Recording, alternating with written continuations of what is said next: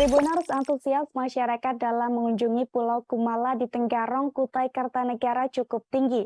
Sejak awal dibuka pada September lalu, tempat ini seakan tak pernah sepi dari kunjungan Tribuners.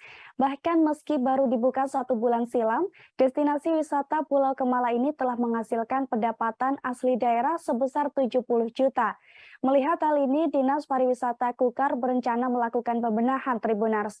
Dan bagaimana informasi lengkapnya akan disampaikan oleh rekan Miftah Aulia Anggraini dari Tribun Kaltim. Silakan rekan Miftah.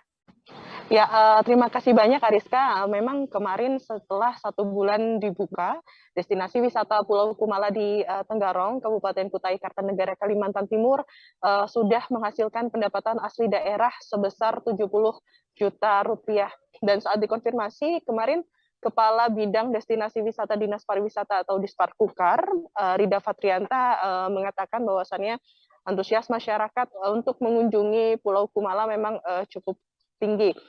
Sejak awal dibuka pada bulan September lalu, masyarakat dari dalam Kutai Kartanegara maupun luar daerah di Kalimantan Timur kembali memadati pulau ini khususnya pada akhir pekan.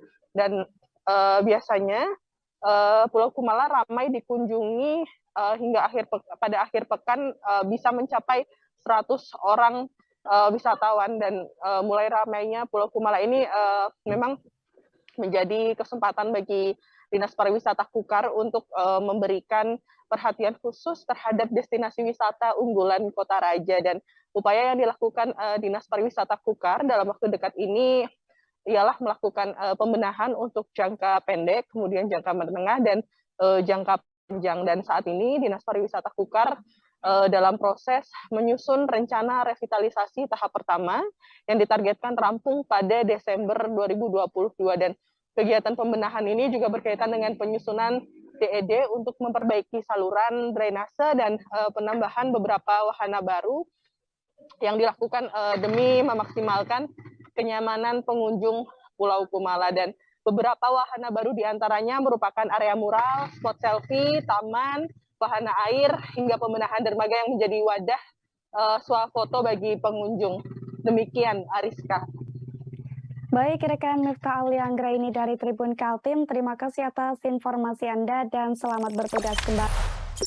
Jangan lupa subscribe, share, komen, dan like ya.